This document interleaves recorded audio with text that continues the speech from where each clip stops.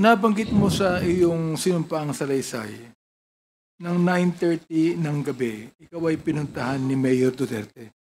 Opo, Your Honor. Kilala mo ba siya?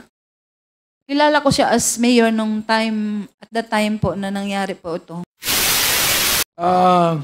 Sinabi nyo, nung December 31, 2004, ay tinawagan po kayo ng asawa nyo, si Alan C. Opo, Your Honor, kasi nga, nag-usap kami na magkita. Anong napag-usapan nyo? Tinawagan niya po ako kasi supposedly nga magkita kami sa SM dahil ipapasyal namin yung anak namin. Nagkataon po na tulog siya nung mga 3 p.m. Kaya sabi ko sa kanya, mamaya na lang kasi tulog yung bata. Kaya hinintay ko na magising yung anak namin. So siguro mga 5 p.m. Ilan po ang anak nyo? Isa lang po. Okay. Tapos, nung 5 p.m. kaya... Lalaki siya, lalaki? Babae po. Ilang taon na siya? Actually, nung iniwan ko siya, 3 years old pa lang. So, 20 years na po ako, 23 na po siya.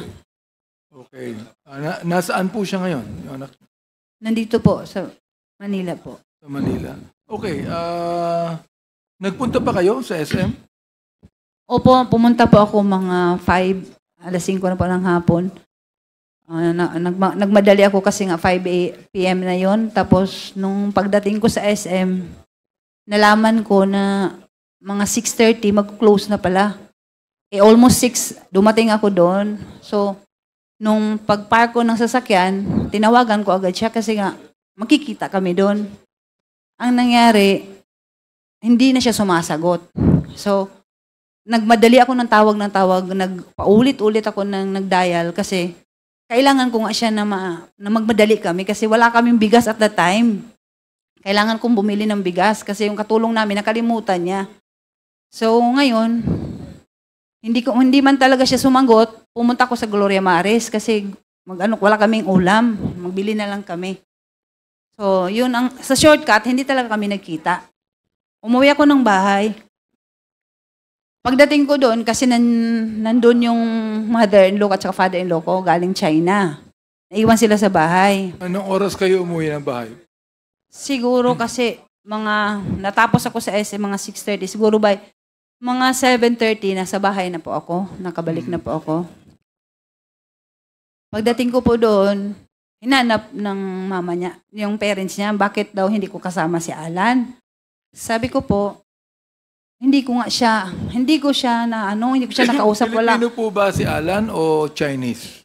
Ano po, Your Honor? Pilipino ba si Alan o Chinese? Chinese po. Chinese, hindi siya Pilipino? Hindi po. Okay. So, anong pagkakilala niyo sa kanya?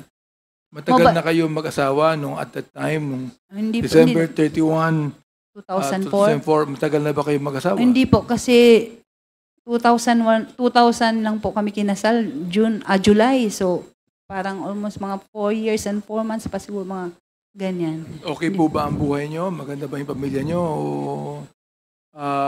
ano po ba kalagayan ng buhay nyo?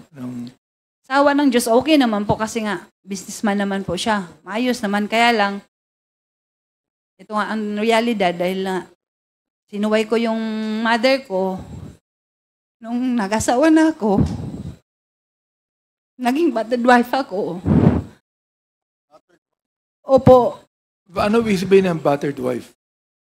Nananakit po siya kasi... Si Alan C. Opo. Sinasaktan ka. Opo, yan.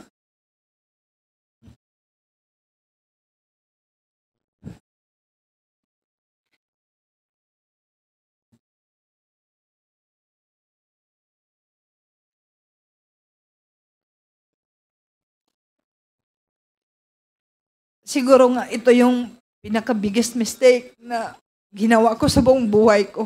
Kasi sa pag-disobey ko sa parents ko. Pero kahit sinasaktan ka, mahal mo pa rin yung asawa mo. Ganun po, Your Honor. Tsaka hindi ako pwede magsumbong kasi nga, kagustuhan ko, parang sa pride ko rin, ayaw ko na mapahiya ko sa family ko. Kasi Sinunod ko man yung gusto ko. Hindi mo siya hiniwalayan.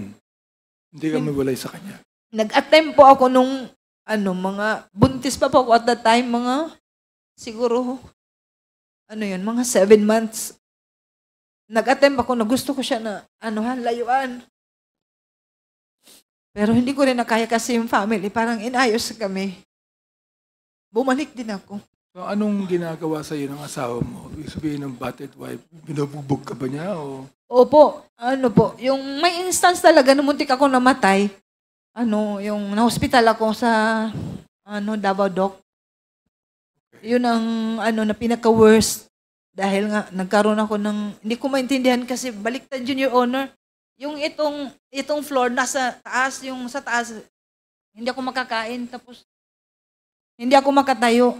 So parang natakot man siya, pinadala niya ako sa ospital, pinatingnan niya ako dun sa, yung neurologist ba yun, parang, yun, tapos. Yung ba'y ginagawa niya palagi o ilang beses niyang ginawa sa iyo mula nung kinasabi? Actually, madalas po, Your Honor, ang nakakaalam po yung, one time talaga kasi yung mother-in-law ko, minsan nagbakasyon man yun sa amin, nakawitness siya nung sinasaktan ako. Yung mama niya talaga ang may alam. Napapagalitan naman siya, pero siguro walang yung mama niya kasi mamagawa yung matanda. Nabanggit mo sa iyong sinumpaang salaysay, ng 9:30 ng gabi, ikaw ay pinuntahan ni Mayor Duterte. Opo, Your Honor. Kilala mo ba siya? Kilala ko siya as mayor at that time po na nangyari po ito. Kilala ka ba niya? Hindi ko po alam kung kilala niya ako kasi never po kami na... It's your first time na makita mo siya? Opo. Okay. So, ibig sabihin, magkaibigan yung Mayor Duterte at that time at si Alan C. Hindi ko po alam kung friends sila kasi hindi ko naman po nakita. Never ko po na nakita si Mayor Duterte at saka yung asawa ko. Mm-hmm. Hindi ko yan sila na... Ang sabi niya sa'yo, nagalit siya sa asawa mo. Opo, nung pumunta siya, kasi hinanap niya. Tinanong ko siya kung bakit. Sabi niya, basta galit na galit ako sa asawa mo. Hindi niya sinabi ang dahilan kung bakit? Hindi niya sinabi kasi nga, kinulit ko nga siya, bakit po Mayor? Bakit may kasalanan po ba nagawa ang asawa ko? Bakit galit na galit? Kasi talagang galit siya, parang nanggigigil siya sa galit. Tapos sabi niya... Ibig sabihin, kung pinuntahan ka ni Mayor Duterte at that time, kilalang kilala nung Mayor Duterte at that time, ang asawa mo. Palagay ko, hindi kanya pupuntahan kung hindi mahalaga si Alan C. kay Mayor Duterte. Tama? Hindi ko po masabi, Your Honor, kasi hindi ko naman alam kung magkakilala sila. Ang alam ko, mayor siya, pero never ko nga talaga na nakita yan sila na or wala kong instance na nakita na... Binanggit niya sa'yo na huwag kang lalabas ng bahay. Opo, at Your bibigyan ka ng security. Opo, Your Honor. Mula sa RMG, CIDG, pati Task Force Davao. Yun ang Opo. sabi. Nabigyan ka ba? Opo, Your Honor. Umalis si Mayor Duterte ilang minuto after na dumating siya. Ano yung Again, Your Honor. Umalis siya sa bahay mo ilang minuto pagkatapos niyan dumating. Dumating siya ng 9:30, umalis siya ng anong oras? Madali naman lang po yung pag-uusap namin kasi nagtanong lang siya. Nag-usap kami dahil nga Friday kasi hindi ko yun makalimutan kasi Friday, magsa-Sabbath day na po ako pagka following day. Supposedly doon po yung Sabbath service namin sa Eden, yung resort doon sa Davao. Yung sinabi niya sa akin na huwag kang umalis kasi babalik ako sa'yo bukas. Huwag ka muna magpunta doon. Nung umalis siya, Miss Jed, dumating yung mga security. Actually, nung pumunta po siya, Your Honor, marami sila eh. Marami siyang kasama. Marami sila. Kilala mo ba yung ibang kasama niya? Wala akong nakilala kahit isa doon, maliban wala. sa kanya. Wala siyang kasamang anak niya o sino man? Vice Mayor, Konsehal, wala po siyang kasama? Wala talagang nakilala doon at saka madilim din yun yung time na yun kasi mga 9:30 na yun, madilim yung hindi ko masyado na yung mga mukha ng mga kasama. Pero marami talaga sila. Siya ba yung nagbalik kinabukasan sa pangako niya? Hindi siya nagbalik. Hindi na siya bumalik. O after several hours, Binanggit mo na ang isang kaibigan mo ay tumawag sa iyo Nagtawag o po. tumawag sa asawa mo. Anong ibig sabihin nun? Ito, hindi ko talaga ma-sure kung sa akin na cellphone o sa asawa ko. Kasi nga, yung cellphone ng asawa ko, pag hindi siya sumagot or naka-off, magda-divert po sa akin. Mhm. So, nung time na tumawag yung kaibigan niya, kalimutan ko na yung pangalan, matagal-tagal lang, 20 years na po. Kasi nung tumawag siya sa akin, kasi, Nakausap mo siya? opo, nang pagsagot ko, so siyempre, kilala niya, babae ang sumagot, so ako yon. Nung pagsagot ko, sabi niya, Mrs., buksan mo television kasi yung dumoy ni Raid. Nandun asawa mo, nandun si Alan, may namatay doon, may mga namatay. Parang hindi ako makapaniwala. Sabi ko, kasi alam ko may nakarenta doon yung bahay ko. Sabi ko, hindi, may nakarenta doon. Sabi siya, hindi, buksan mo television. May bahay ka doon? Yung, actually kasi, Your Honor, yung Dumoy na property is nakapangalan po sa akin. Nakapangalan sa'yo? Opo. Ang Dumoy property? Opo. Yung pinagganapan ng krimen? Opo. Yung nirintahan ni Alex Kim, nakapangalan yun sa akin. Meron nga kami yung contract of lease. Gaano kalayo yun sa Arlene apartment kung saan ka nakatira? Medyo malayo po, Your Honor, kasi Toril yun, yung apartment namin, nasa lang yun sa Agdao. So malayo-layo.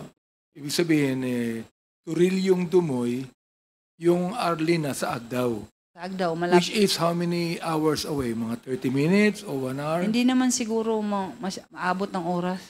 Okay. Ang nabanggit mo, noong January 1, 2005, inimbitahan ka ng PDEA sa kanilang opisina. Nagpunta ka, di ba? Sa PDEA, opo. Okay, PDEA. Oo. Kilala mo ba yung PDEA ang nakipag-usap sa'yo? Hindi ko sila kilala nung una kasi wala akong kilala doon kahit isa sa kanila. Okay. Nakilala ko na lang sila nung may mga sila yung parang dito, mga sa pangalan. Kaya So, nakikita. sino po ang PDEA na nakilala mong kumausap sa'yo? Na Yung- in-interview ka? Una, yung si Monte de Ramos po. Sino po? Sino po? Monte de Ramos. Namatay na po yun, Your Honor. Ang alam ko. Namatay na. Opo. Anong kinamatay niya? Base lang po sa sinabi sa akin kasi before po siya namatay, nagpunta pa yun ng jail. Parang heart attack yata. Hindi ko talaga sure, pero Heart yun attack? lang. Opo, Oo. yun lang Hindi- ang sinabi Hindi po sa siya namatay sa pakikipaglaban. Hindi ko talaga sure kung pero ang sabi na daw siya, na heart attack. Sino pa ho ang nakausap mo niyo sa PDEA? Yung si nakilala ko na yun, si Val Carrillo.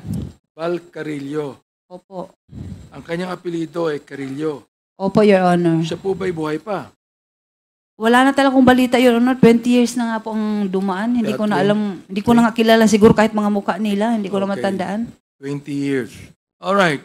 Sino po itong si Alex Kim? Yan po yung nag-rent ng namin, yung bahay namin. Ano po ang kanyang relasyon kay Alan C? Actually, first time ko lang talaga na nakita si Alex Kim, pinakalala sa akin ng asawa ko. Sabi niya, mag-rent nga daw kasi mag-open daw sila ng business. Yung sa Dumoy. So Yun. business partner po siya ni Alan. Hindi ko alam kung business partner sila. Pero ang sabi niya sa akin, mag-open ng business si Alex Kim. Yun ang sabi niya. Ito ba si Alex Kim ay Chinese din o Pilipino?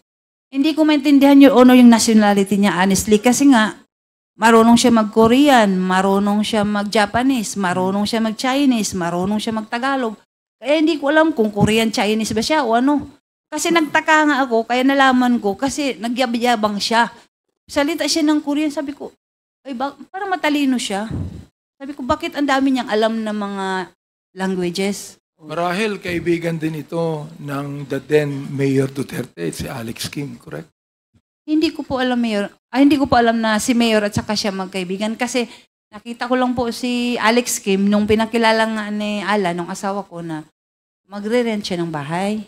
Ito namang si Hong Ming na may-ari ng DCLA Plaza.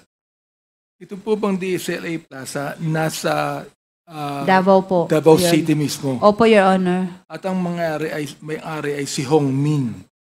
Opo, yun po ang pagkakilala ko sa kanya, Hong Ming. Kasi yun ang tawag ng asawa ko, Hong Ming. So ito Hong yung ano yung full name niya?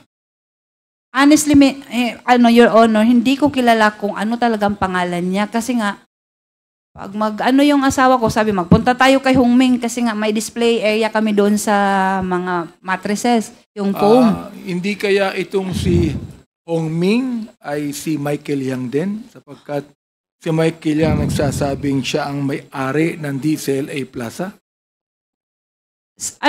Honestly, ito, Your Honor, pinakita sa akin yung picture kasi may sa akin na yung friend ko, sabi niya, hala, Jed, yung asawa mo na ungkat na naman yung kaso nyo kasi si Michael Yang. Kilala mo si Michael Yang? Sabi ko, hindi ko kilala yan si Michael Yang. Sabi niya, yung may-ari ng DCLA. Sabi ko, ang pagkakilala ko sa may-ari ng DCLA, si Hongming, hindi ko kilala yung Michael Yang. Therefore, dahilan dun sa usapang yan, nakita mo ngayon na ang may-ari ng DCLA na Hongming ay si Michael Yang din. Nakita ko yung picture.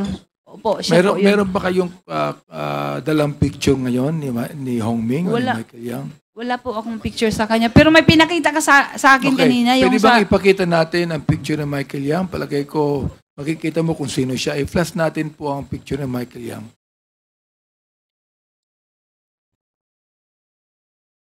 Matagal na bang kaibigan ni Alan C. si Hongming? Hindi ko po masabi, Your Honor, kung matagal na sila na magkakilala. Kasi nga... Pero nagpupunta si Hongming sa bahay nyo? Hindi siya nagpupunta. Kayo nagpupunta kami sa kanya? Kami ang pupunta doon kasi nga may display area kami doon sa kanya. Okay. Opo. So, ilang beses kayo nagpupunta ron sa isang linggo? Hindi naman palagi. Not frequent, but siguro sa mga isang buwan, minsan once or twice ganyan. Pero... hindi ko siya masyado nakakausap kasi pag pupunta kami doon, sila nga ang nag-uusap dahil ako, di ba meron siya mga tinda, yung mga damit. Di kilala mo yung Hongming. Nakita ko siya, Okay. Your Honor. So, andito na ba yung picture ni Michael Yang? Ipakita natin kung yun nga. Yan. Ayan. Siya Opo, ba yun? Your Honor, siya po. Siya. Therefore, tinuturo po dito, Mr. Chair, na itong si Hongming ay si Michael Yang. Alam niyo po ba na si Michael Yang ay ginawang advisor ng Mayor Teto nung siya ay naging Pangulo? I'm sorry po, Your Honor, pero wala na po akong alam na ano pala siya. Yung economic advisor. Opo. Opo. Pero nabanggit niyo, economic Opo, advisor. ganito. Wala po akong alam, pero sa balita na lang nung nagkaroon na nga ng gulo na ano pala siya. Kasi hindi ko man nakalain na pwede pala yung Chinese maging ganyan economic advisor. Kasi alam ko, pure Chinese siya. Sino po ang nagsabi sa inyo na drug lord ang asawa niyo? Yung mga PIDEA po. PIDEA mismo. Opo. Ang nagsabing drug lord ang asawa ninyo. Opo. Pero hindi nila sinabi na itong si Michael Yang drug lord. Never po napag-usapan si Michael Yang nung time po na kinakausap ako ng mga PIDEA. Hindi ko po yan rinig sa kanila yung pangalan ng Michael Yang. Narinig ko na lang talaga yung pumutok yung issue na parang nagkagulo na dawit yung pangalan Pero po. wala kang alam sa ibang mga activities ng asawa mo? Wala po akong alam, Your Honor, kasi nga yung As buhay. in talagang wala? Wala po. Maliban na lang po siguro sa mga bagay na katulad yan, magsabi siya, bibili ako ng property, pirmahan mo. Ganyan. Pipirma na lang ako. Nabanggit mo sa yung affidavit na kung ikaw ay ini-interrogate ng PIDEA, ay yung mga sagot mo ay kanilang tinitwist o pinapalitan. Opo. Ano pong ibig sabihin nun? Ganito pa, Your Honor, yan ang honestly, I must admit talaga, yun ang dahilan na talagang nag-ano ko ng galit sa PIDEA. Kasi nga, nung in-invite ako, I never thought na yung statement ko pala na sasabihin yung mga sagot ko, doon din sila kukuha ng mga, yung gagawin nila ng para makasuhan kami. Kasi nagsasabi ako ng totoo, sinasagot ko sila ng maayos, nagulat na lang ako pagdating doon sa yung nag-hearing na kami.